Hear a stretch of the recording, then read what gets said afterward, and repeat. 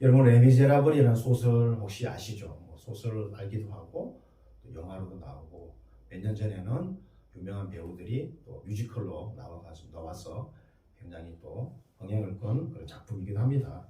이 소설로는 5권이에요.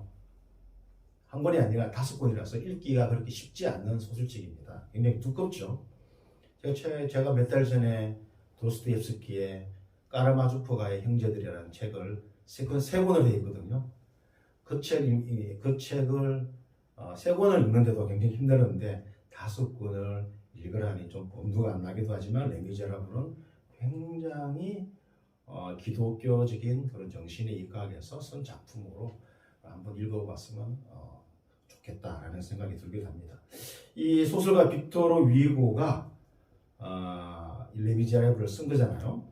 자신이 이제 죽기 직전에 자기네 죽음을 내다보면서 임종 직전에 이렇게 말을 했다고 합니다. 잘 들어보시기 바랍니다. 나는 무덤에 들어갈 때 내 하루 일과를 마쳤다고 말할 것이다. 내 일생을 마쳤다고 하지 않을 것이다.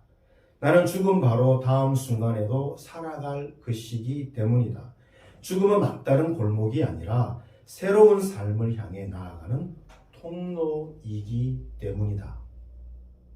굉장한 통찰력이지 않습니까? 이 그리스도인이라도 쉽사리 말할 수 있는 게 아니에요. 죽음에 대해서.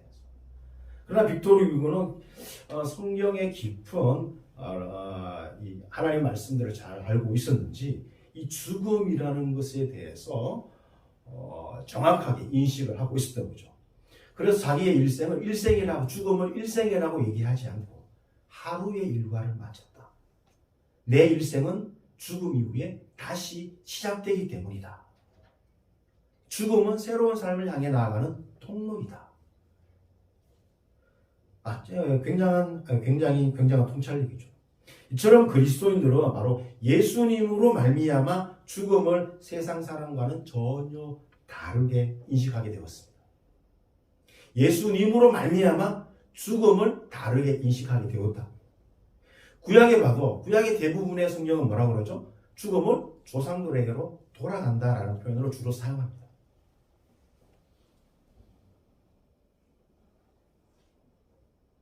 빅토르 위고의 말처럼 죽음은 막다른 골목이 아니라 끝이 아니라 새로운 삶을 향해 나아가는 통로임을 우리도 믿고 고백하는 것입니다. 오늘 본문은 요한복음이 7개의 표적으로 기록하는 것 중에 마지막에 해당됩니다. 근데 그 마지막 표적은 한 인물의 죽음과 연관되어 있습니다. 요한복음의 저자는 굉장한 이야기꾼이라고 신학자들은 평가합니다. 마태, 마가, 누가, 요한 이 사복음서 저자들 모두가 다 면밀하게 들여다보면 다 이야기꾼들입니다. 요한은 요한복음을 이끌어가는 중요한 모티브 중에 하나로 이야기를 이끌어가는 중요한 모티브 중에 하나로 바로 오해라는 모티브를 사용합니다. 오해. 잘못 알고 있다는 거죠. 니고데모와 예수님과 이야기를 살펴보십시오. 사마리아 수가성의 사마리아 여인과 이야기를 살펴보십시오. 그리고 제자들이 계속해서 예수님의 말씀과 행동들을 통해서 계속 오해하는 거죠. 그 오해를 바로잡아주잖아요. 바로잡아주기 위해서 긴 설교를 동원하고 그리고 기적을 베풀기도 하고 그런 것이죠. 요한복음을 이끌어가는 중요한 모티브 중에 하나가 바로 뭐라고요? 오해. 예수님의 말씀과 행동에 제자들이나 사람들이 오해하게 되고 예수님은 그 오해를 바로잡아 주시면서 예수님 당신을 알아가도록 이끄신다는 거죠. 오늘 우리는 나사로의 죽음을 두고 본문을 다 읽진 않았지만 11장 전체를 보면은 이 나사로의 죽음을 두고 다양한 그런 오해의 반응들이 나오는 것을 우리가 보게 되는 거죠. 그렇다면 첫 번째 오해는 무엇일까? 그 첫 번째는 제자들은 죽음에 대한 오해를 하고 있다는 거죠. 예수님과 함께 있었던 12제자들조차도 죽음에 대해서 오해를 하고 있다는 거죠. 예수님은 사랑하는 자 나사로가 병들었다고 했는데도 움직이지 않으셨습니다. 특별히 이 나사로와 마르다와 마리아는 예수님과 긴밀한 어떤 관계에 놓여 있는 인물이 있는 것 같아요. 특별하게 이 나사로를 향해서 예수님이 사랑하시는 자. 요한복음에서 사랑한다는 표현은 두 사람밖에 없어요. 요한복음을 쓴 인물하고 그리고 나사로. 예수님께서 사랑하셨다는 표현은 두 인물밖에 안 나와요. 굉장히 중요한 인물이죠. 그렇다면 굉장히 사랑하는 인물이, 사랑하는 친구가 병들었는데 달려가야 되지 않겠습니까? 그렇죠? 임종이라도 그 보기 위해서 달려가야 되지 않겠습니까? 근데 예수님은 어떻게 했죠? 안 갔어요. 그 이유는 나사로의 죽음이 하나님의 영광을 나타내는 그 시기 때문이라고 예수님께서 말씀하셨죠. 사실 이것은 9장에 나오는 날 때부터 맹인된 사람을 대하시는 것. 제자들도 오해하고 사람들도 오해했는데 예수님은 뭐라고 하셨죠? 이 맹인을 통해서 하나님이 하시는 일을 나타내고자 한다. 마찬가지로 나사로의 죽음을 통해서도 하나님께 영광, 하나님의 아들이 영광 받기 위해서 그 주위에 둘러선 사람들에게 자신이 하나님으로부터 보냄받은 자라는 것을 믿게 하기 위해서 내가 이 일을 한다. 이렇게 목적을 가지셨죠. 나사로의 병듦과 죽음은 하나님의 영광을 위함이요 하나님의 아들이 영광을 받기 위함이었습니다. 바로 이 때문에 예수님은 그 때가 차지 않았기 때문에 그 때가 되기까지 일부러 기다린 거예요. 여러분, 때로는 우리에게 이런 비슷한 문제가 일어날 수도 있습니다. 최근에 10월 29일입니까? 150명이 넘는 소중한 목숨들을 우리가 잃었어요.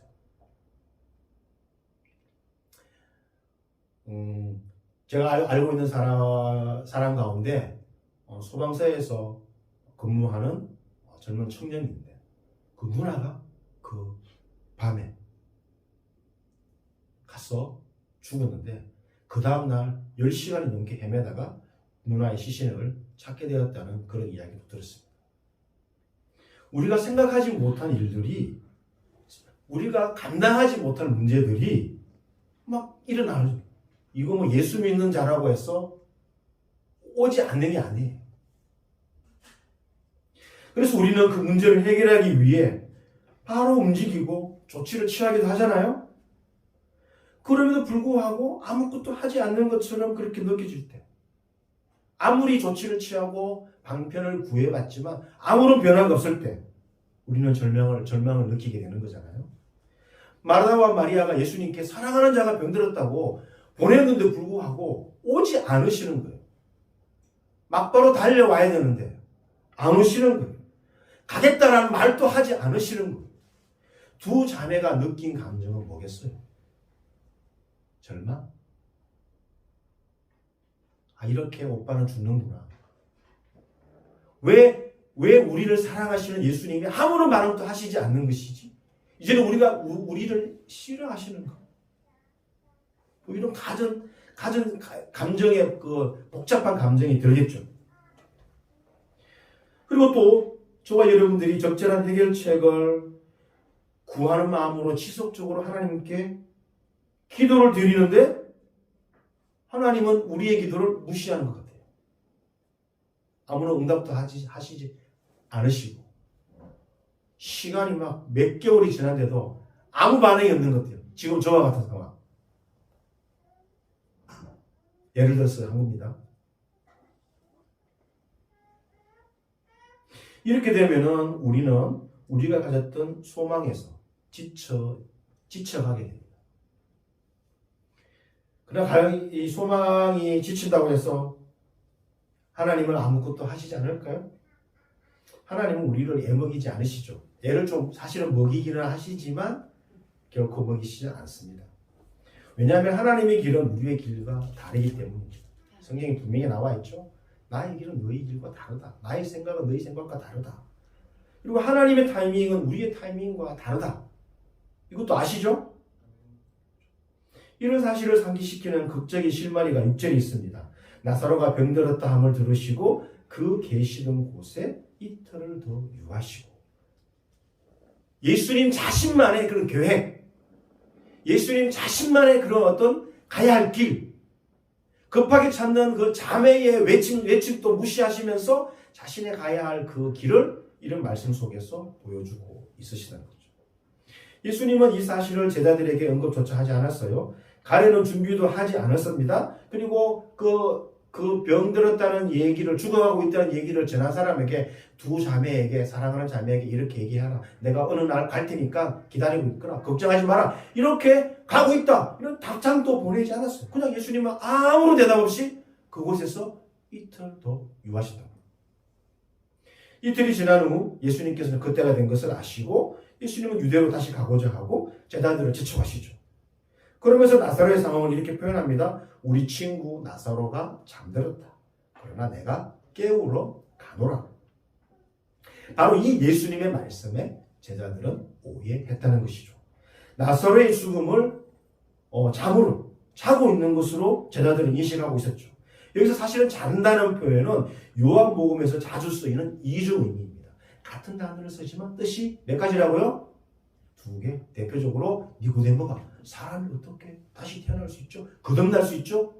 이 거듭난다는 것은 두 번째 태어나다, 위로부터 태어나다, 이런 두 가지 뜻이 있어요. 근데 니고데모가 이해한 것은 어떻게 두 번 태어날 수 있는가? 육신적인 생각만 사로잡혔지 하늘 위에서 다시 하늘로부터 태어나야 한다는 것은 깨닫지 못한 거예요. 그걸 이제 예수님께서 니고데모에게 쭉 이야기해 주는 거죠. 요한복음에는 이런 어떤 이중 의미로 쓰이는 단어가 계속 있다는 거죠. 거기에도 잠도 마찬가지랍니다. 단순히 잠을 말하기도 하고 죽음을 말하기도 하는 것이죠.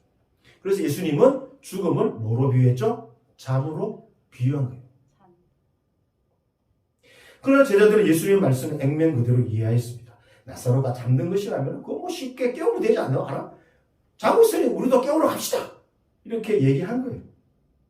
그러나 예수님이 말하는 잠은 이중 의미를 지니고 있죠. 이것은 잠인 동시에 죽음을 말하는 것이죠. 깨우러 간다고 하셨지만 그 의미는 나사로가 죽었다는 것을 전제로 하고 있다는 것입니다. 제자들은 나중에 나사로가 살아나는 경험을 통해서 예수님이 나사로가 잠들었다는 표현이 진정 무엇을 의미하는지 확실하게 깨닫게 된 것이죠.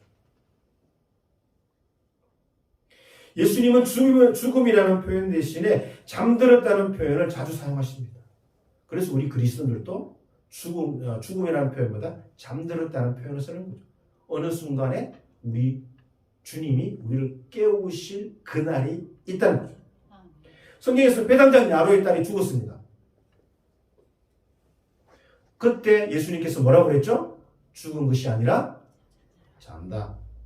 그러니까 상중에 문상으로 온 사람들이 뭐라 그랬죠? 비웃었다 그랬죠. 그래서 그 회당장 야로의 딸을 살리실 때 뭐라 그랬어요? 내가 너에게 말하오니 다시 살아나가라 이렇게 했습니까? 소녀 내가 내게 말한다. 일어나라라고 했어요. 달리타꿈. 일어나라. 잠에서 깨어나라. 이런 말을 사용하신 거예요. 이건 뭐예요? 날이 밝으면 여기 다 부모님들이잖아요. 여러분의 자녀들이 아주 어릴 때 아침에 잠투정 많을 때 뭐라고 하죠? 깨워야 되죠. 야, 밥 먹고 학교 가야지. 일어나. 그거 깨우는 거죠. 예수님도 그것처럼 나사로를 깨우러 갔고 회당장 야로의 딸을 그렇게 깨운 거예요. 죽음에서. 세상에는 우리가 이해하지 못한 일들이 엄청 많죠. 우리의 기대와 계획은 꺾이기 일쑤이고 비록 우리도 예수님의 제자들처럼 계속해서 믿고 예수님을 믿고 하나님을 믿고 있지만 성경을 읽고 있지만 우리도 많은 부분에서 오해하는 측면들이 많아요. 제자들보다 더 명확한 말씀을 가지고 있지만 그러나 우리가 많은 부분에서 신앙에서 오해하는 부분이 많아요. 제자들처럼 계속해서 오해하는 부분이 있다 하더라도 우리가 예수님과 계속 함께 간다면 죽음의 문턱으로 들어가더라도 우리는 빛 가운데로 걷게 될 것입니다. 우리가 주님 안에 머문다면 비록 우리가 그분을 간혹 오해한다 하더라도 예수님은 그 오해를 이해로 바꾸어 주실 것입니다. 책망하지 않으시고 그 오해를 이해로 반드시 우리를 바꿔주시고 인도하실 것이라는 거죠. 오늘날에는 죽음에 대한 오해가 편만합니다. 이태원 참사를 통해서 제가 깜짝 놀란 것은 가톨릭 추경이라는 분이 그런 위로의 말을 전하는데 기독교적인 관점에서 말하는 것이 아니었습니다. 너무 깜짝 놀랐어요. 한국을 대표하는 추기경이라는 사람이 사람의 죽음을 저런 식으로 표현을 하는가? 일반 사람이 그렇게 했다면 문제가 되지 않겠지만 한국 가톨릭을 대표하는 추기경이 그런 말을 사용한다? 저는 굉장히 그때 충격이었습니다. 여러분, 믿는 자나 믿지 않는 자나 다 같이 좋은 곳으로 갔다라고 그렇게 얘기해. 믿지 않는 자들이 좋은 곳으로 가셨습니다. 좋은 곳으로 가셨습니다. 거기에서 행복하실 것입니다. 그런 말 하겠죠. 무신론자도 그런 말 해요. 근데 우리 믿는 자들이 무턱대고 좋은 곳으로 가셨습니다. 그런 말 할 수 있습니까? 그럼 믿음을 역행하는 거예요. 차라리 그런 말 하지 말고 다른 말로 위로를 해줘야죠. 그 슬픔을 당한 자에게, 당한 분들에게, 유족들에게 이 다른 말로 위로를 해줘야죠. 그 성경적으로. 그렇다고 예수 안 믿었으니까 지옥 갔을 것, 그런 말 하면 안 되죠. 그건 누구의 권한이죠? 하나님의 권한이에요. 우리가 뭐라고 천국 가고 지옥 가고 우리가 그런 판결을 내릴 수 있는 위치가 아니라는 거예요. 함부로 천국 갔다 지옥 갔다 우리 입 밖으로 얘기하면 안 돼요. 그것의 권한은 오직 하나님께만 달려있고 하나님의 영역이에요. 제자들처럼 죽음에 대한 오해를 통해 우리의 믿음이 새로워지고 죽음뿐만 아니라 다른 신앙의 오해를 통해서도 오해하는 건 좋아요. 부끄러워하지 마시고 주님 앞에 솔직히 제가 이런 오해를 하고 있는데 제 오해를 바꿔주시는 분이 주님이시니까 그러면 우리의 믿음이 새로워지고 바로 잡히고 믿음의 지경이 확장되는 경험을 하게 되는 거예요. 오해한다고 너무 자책할 필요도 없는 거예요. 왜? 깨우쳐주시는 분은 성령님이시니까. 그래서 우리가 이런 오해를 통해서 믿음이 새로워지고 믿음이 바로잡히고 믿음의 지경이 확장되는 것을 경험하는 저와 여러분이 되시기를 주님의 이름으로 축원합니다. 아멘. 자, 나사로의 죽음을 두고 다양한 오해의 반응들이 본문에 등장하는데 그 두 번째 오해에 대해서 살펴보겠습니다. 그것은 마르다는 부활에 대해서 오해했습니다. 여기 우리가 집중해야 되겠죠? 이 부분에 대해서 마르다는 부활에 대해서 오해했습니다. 우리의 조상들과 유태인들의 그런 어떤 죽음에 관련 장래에 관해들 이렇게 비교해 보면 굉장히 유사한 부분이 있다는 것을 제가 공부를 하면서 알게 되었어요. 우리 조상들은 사람이 죽으면 그 사람의 옷을 들고 마당이나 지붕에 올라가 북쪽을 향해 그 죽은 사람의 이름을 불렀습니다. 우리는 이런 것을 어디에서 보죠? 사극에서 보죠. 주로 누가? 왕이나 왕세자가 돌아갔을 때 그 옷을 들고 지붕에 올라가서 막 흔들면서 뭐라고 얘기하죠? 아무 동네 아무개 복 다시 복잡니다. 아무 동네 아무개 복 하면서 그 사람이 입었던 살아생전 입었던 옷을 이렇게 뭐라 그러죠? 휘날리면서 아무 동네 아무개 복이라고 합니다. 그게 세 차례 외쳤습니다. 이걸 뭐라 그러죠? 초혼. 혼을 초대한다. 불러들인다. 초혼을 하고 나서 영혼이 육신으로 돌아오지 않으면 수의를 입히고 3일을 더 기다립니다. 그때도 혼이 돌아오지 않으면 뭘 하는 거죠? 염을 하는 거죠. 그때부터 죽은 자의 죽음을 공식적으로 인정하는 것이었습니다. 그래서 시인 김소월은 그의 시 초혼에서 이렇게 노래합니다. 산산이 부서진 이름이여 허공 중에 헤어진 이름이여 불러도 주인 없는 이름이여 부르다가 내가 죽을 이름이여 선체로 이 자리에 돌이 되어도 부르다가 내가 죽을 이름이여 사랑하던 그 사람이여 사랑하던 그 사람이여. 우리가 이 김소월의 시를 들으면 그래 한번 들어본 적은 있어. 내용은 아는데 시 제목이 초혼이라는 사람은 잘 모르고 초혼이었다는 것은 대부분 사람들이 잘 모릅니다. 영면의 약사 진단했고 그 심한 김소월의 시인지 대부분 알고 있지 초혼이라는 시의 내용이 이렇다는 것을 잘 몰랐어요. 예수님이 마르다에게 네 오라비가 다시 살아나리라 라고 말씀하셨어요. 마르다는 예수님의 말씀을 단순한 위로로 알아들었습니다. 단순한 위로. 왜? 그래서 마르다는 마지막 부활 때에는 다시 살아날 줄을 저도 압니다. 이렇게 얘기했어요. 마지막 부활 때. 이 역사의 종점에서 그때 부활이 일어나는데 그 의인들의 부활에 저희 오라비도 다시 살아날 것이라는 것을 저도 압니다. 이렇게 얘기한 거죠. 이는 무슨 말이죠? 저도 그 정도는 알고 있습니다. 라는 말이었어요. 여기서 마르다가 지닌 신앙의 한계, 마르다가 가지고 있는 부활에 대한 오해가 나타나고 있는 거예요. 마르다의 부활 신앙은 당시 대부분의 유대인들이 갖고 있었던 신앙입니다. 이 신앙은 당시 유대인들의 그런 정신세계를 이끌었던 바리새인들이 주도한 것입니다. 바리새인들은 유대인들이 드리는 공식 기도문에 미래의 부활 신앙을 삽입했습니다. 흔히 18기도문, 18개의 기도문이 있는데요. 그 18개 기도문 가운데 뭐가 있냐면은 예수 믿는 자들에 대한 저주도 있습니다. 이 18기도문 가운데 두 번째 기도문 가운데 뭐라고 되어 있냐면 종말에 죽은 자들을 살리시는 주님 당신을 찬송합니다. 라는 부활신앙의 고백이 28기도문에 들어있어요. 마르다가 믿고 있는 부활은 세상 종말에 이루어질 부활이었습니다. 그러나 요한이 복음서 전반을 통해 거듭 강조하는 것은 영원한 생명은 먼 훗날이 아니라 지금 이 순간에 일어나고 그 부활을 누릴 수 있다는 것을 요한은 복음을 통해서 계속 우리에게 말하고 있습니다.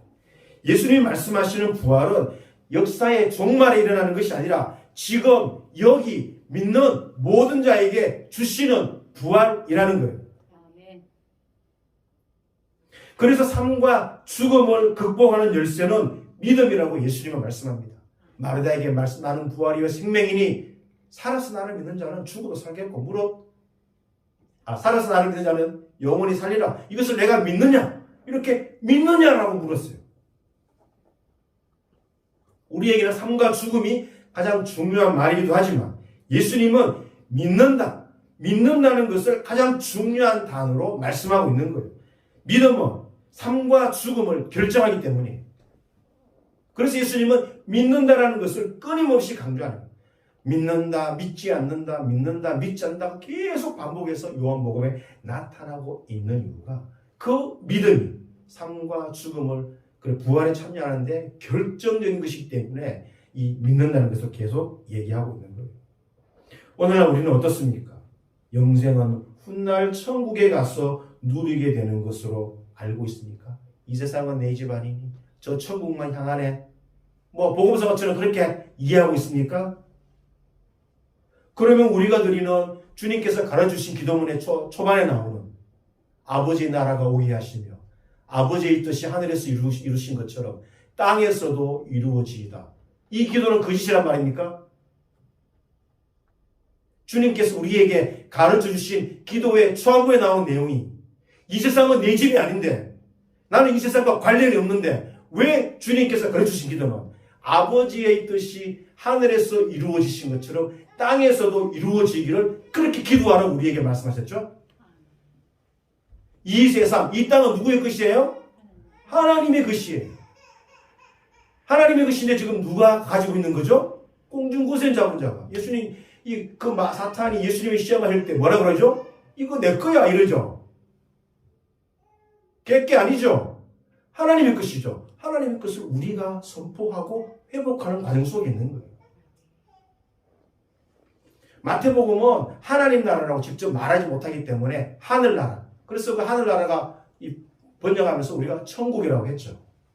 천국을 할 때 저 하늘에서 나라가 그런 말이 아니라 마태는 유대인이기 때문에 하나님이라고 직접 명칭을 사용하지 않기 때문에 하나님이 거하시는 그 하늘이라는 표현을 비유적으로 은유적으로 둘러서 하늘나라고 표현하는 거예요. 그러나 요한은 다 뭐라 그러죠? 하나님 나라라고 표현해요. 정확한 명칭은 하나님 나라예요. 하나님 나라고 하면은 저 천국하고 개념이 약간 틀리게 되겠죠. 우리 너무 천국에 매몰되어 있어요. 너무 천국 하니까 이 땅이 나와 상관없는 것처럼 느껴져요. 아니에요. 이 땅에 이루어져야 할 뭐? 하나님 나라. 모든 영역 속에서 하나님 나라가 임하기를 기도하라고 주님께서 우리에게 기도를 가르쳐 주신 거예요. 우리가 살고 있는 이 땅은 너무나 소중한 거예요. 왜? 창세기 첫 장에 뭐라고 하죠? 아담을 창조하시면서 그걸 누구에게 맡겼어요? 에덴 동산을 아담에게 맡겼어요. 경작하라고. 잘 관리하라고. 그게 실패했잖아요. 애초에 인류에게 주신 사명이 바로 그거였어요. 그 사명은 한 번도 성취된 적이 없어요. 언제 성취될까요? 예수 믿는 우리들을 통해서, 역사의 흐름을 통해서 그것을 이루어 가시고자 하시는 것이죠. 요한복음에는 특이하게도 누가복음에도 여성에 대해서 많은 기사가 나와요. 특별히 누가복음은 여성에 대해서 굉장히 관심을 많은데 요한복음에도 여성들에 대해서 관심이 많습니다. 여성들이 예수님과 만남을 통해서 깊은 그런 만남을 통해서 영적 체험과 성숙을 경험하는 이야기로 가득 차 있습니다. 4장에 누가 있죠? 사마리아 수가성. 그 여인이 없었더라면 우리는 예배에 대해서 배우지 못했을 거예요. 그 여인 때문에 저와 여러분이 뭐에 대해서 배우는 거죠? 예배가 뭔가? 하나님은 영이시니 예배하는 자는 영과 진리로 예배된다. 어디에서도 들어본 적이 없는 예배에 대한 정의를 그 사마리아 수가성 여인 때문에 예배에 대해서 우리가 배우게 된 거예요. 8장에 음행 중에 잡힌 그 여자를 통해서 예수님은 정죄와 용서를 경험하게 됩니다. 나도 너를 정죄하지 아니한다. 다시는 가서 죄를 범하지 말라. 그런데 예수님의 제자들 우리들은 뭐죠? 정죄 너무 쉽게 하죠. 그분의 제자된 우리들은 오늘날 살고 있는 우리들은 정죄를 너무 밥 먹듯이 해. 예수님 또 나도 너를 정죄하지 아니한다고 말씀하셨는데 그분의 제자인 우리들은 정죄를 너무 쉽게 해요. 정죄, 용서가 뭔지를 8장을 통해서 알게 돼요. 11장을 통해서 마르다를 통해서 예수님과의 대화 중에서 참된 부활이 무엇인지를 알게 되는 거죠. 그리고 마리아를 통해서 다음 장 12장에 뭐 하죠? 예수님의 장례를 준비하죠. 20장에서는 막달라 마리아가 부활하신 예수님을 첫 번째로 만나는 여인이 되는 거죠. 이렇게 요한복음에는 5명의 여인을 통해서 우리에게 너무나 귀중한 가르침을 가르쳐주고 있습니다. 우리도 마르다처럼 부활을 마지막 날에 일어날 일로 그렇게 혹시 우리가 알고 있지 않은지 등산을 하면서 그 산 중간중간에 아름다운 모습을 다 제쳐두고 오직 정상만을 향해서 정상에서 모든 걸 누릴 거야. 그런 등산가는 참 바보죠. 등산가는 오르면서 주위에 있는 아름다움을 다 만끽하면서 그리고 정상을 향해서 올라가는 거죠. 우리 그리스도들도 그 정상에 오르는 것처럼 우리가 인생을 살아가면서 우리에게 베푸신 모든 환경을 통해서 하나님의 은혜를 만끽하면서 우리에게 주어진 부활을 향해서 나아가야 된다는 것이죠. 우리는 마르다의 오해를 통해서 부활은 모한 훗날 일이 아니라 지금 여기서 우리에게 주시는 예수님의 선물임을 알게 되는 것이죠. 그래서 우리는 예수님으로 말미암아 부활의 삶을 지속적으로 살아가는 능력을 성령님을 통해서 얻게 되는 거예요. 이 부활의 삶은 아버지의 나라가 오도록 아버지의 뜻이 하늘에서 이루어진 것처럼 땅에서 이루어지기를 기도하면서 살아가는 삶이 바로 부활의 삶이다. 이런 부활의 삶을 살아가는 저와 여러분이 되시기를 주님의 이름으로 축원합니다. 자, 나사렛 죽음을 두고 다양한 오해의 반응들이 본문에 등장하는데 그 세 번째로 무리들은 예수님의 능력에 대해서 오해했습니다. 예수님의 능력에 대해서. 유대인들은 사람이 죽으면은 자 이제 왜 비슷한가를 이제 제가 얘기하겠습니다. 유대인들은 사람이 죽으면 그 영혼이 다시 몸 안으로 들어가기 위해 사흘 동안 시신 주위를 맴돈다고 믿었습니다. 그래서 사람이 죽으면 사흘 동안 시신을 무덤에 안장하고 3일째 되는 날 무덤 문을 열어서 죽은 이가 살아났는지 살펴본다고 바벨론 탈무드에서는 그렇게 말을 하고 있습니다. 성경에 나와 있는 게 아니라 바벨론 탈무드에서 그렇게 이야기하고 있는 거예요. 사람이 죽어 나흘이 되면은 영혼은 멀리 떠나가고 그때부터 본격적으로 시신이 부패하기 시작한다고 생각한 거죠. 우리는 3일장을 통해서 장례를 하지 않습니까? 근데 중동국가, 적도국가에서는 3일 동안 있을 수가 없으니까 바로 죽으면 그날 장사를 합니다. 그러니까 나흘이 되면 소생할 가능성이 없다는 것이죠.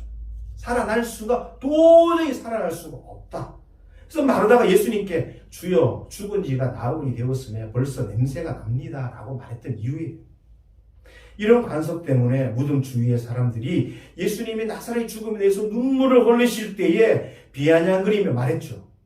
맹인의 눈을 뜨게 한 이 사람이 그 사람은 죽지 않게 할 수 없었더냐? 이 말을 통해서 무리들은 예수님의 능력을 오해한 거예요. 이 말은 죽은 지가 나흘이 지났기 때문에 시신이 부패해서 어떠한 가능성도 없는 이 시기에 나타나는 것이 아니라 차라리 나사로가 죽기 전에 나타나서 그를 살리면은 할 수 있지 않느냐 이런 얘기였죠. 죽기 직전에 죽지 않게 하실 수 있는 능력은 인정했으나 죽은 지 나흘이 지난 시체에게는 아무런 능력을 행할 수 없다는 그런 오해였어요. 그분의 능력은 여기까지인가보 라고 생각한 거죠. 죽음 앞에는 예수님조차도 뭐하다? 무능하다. 이런 무리들의 조소대에 불구하고 예수님이 나사로가 죽은 지 나흘째 되는 날 무덤 앞에 선 이유는 소생할 가능성이 전혀 없는 나사로의 시신을 다시 살려내시기 위함이었어요. 왜 이틀을 더 머무시고 정확하게 예수님이 나흘이 되는 시점에서 다 거리를 계산하고 그 날을 계산하고 일부러 그렇게 한 거예요. 나흘이 되어야 아무런 소생 가능성이 없기 때문에 인간으로서는 끝난 거죠. 그때 예수님이 찾아온 거죠.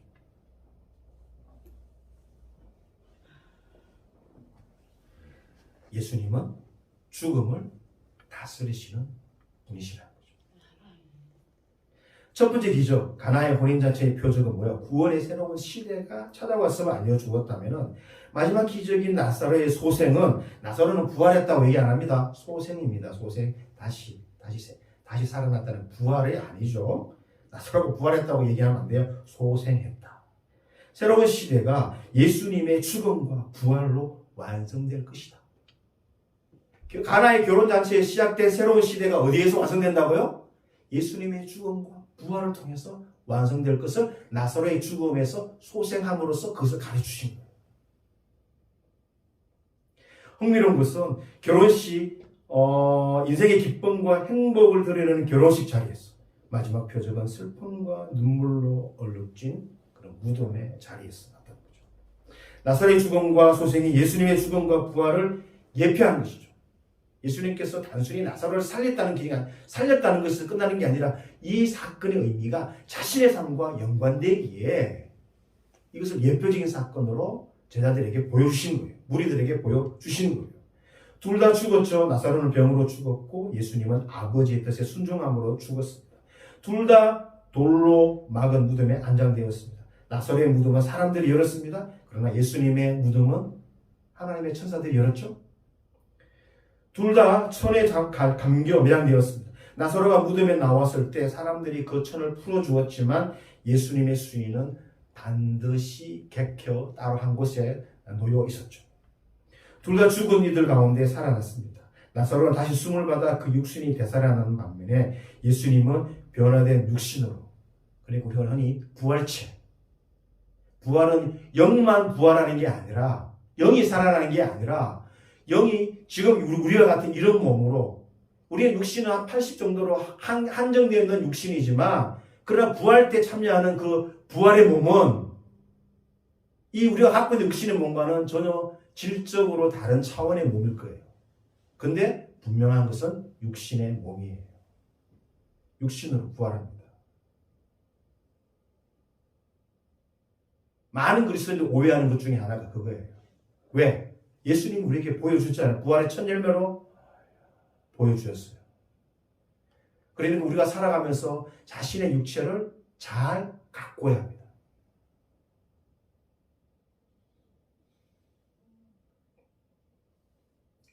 시간이 많이 지났기 때문에 말씀을 마무리하도록 하겠습니다. 나사로 사건은 소생 사건인 동시에 다른 의미를 나타내는 그 예수님의 부활을 나타내는 표적 사건이죠.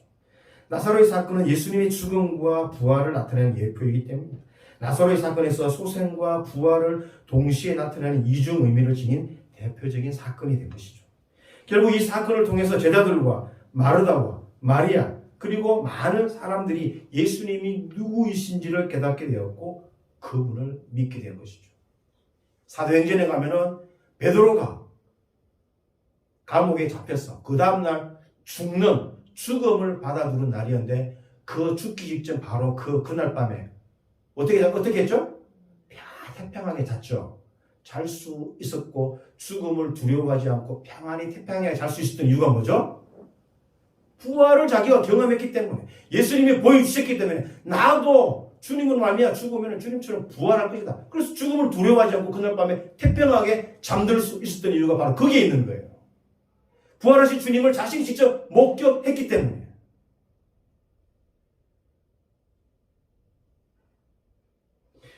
예수님이 나사로와 함께 하지 않아서 나사로가 죽게 된 것은 슬픈 사건이 아니라 모두에게 기쁨을 주고 하나님께 영광을 돌리는 사건이 된 거예요. 예수님은 많은 이들의 오해에도 불구하고 제자들과 여인들과 많은 사람들의 오해에도 불구하고 자신의 길을 묵묵히 걸어갔습니다. 나사로를 살리시기 위해서 하나님께 기도하며 믿음으로 나아가셨습니다. 기도와 기다림이 예수님에게 필요하셨다면 오늘 이 시대를 살아가고 있는 저와 여러분에게도 다른 말 할 필요가 있습니까? 기도하고 기다리면서 하나님의 능력을 믿으면서 살아가는 것이 우리의 당연한 신앙의 도리라는 겁니다. 주님이 가르쳐주시고 보여주신 부활 신앙을 가지고 살아가는 저와 여러분이 되시기를 주님의 이름으로 축원합니다.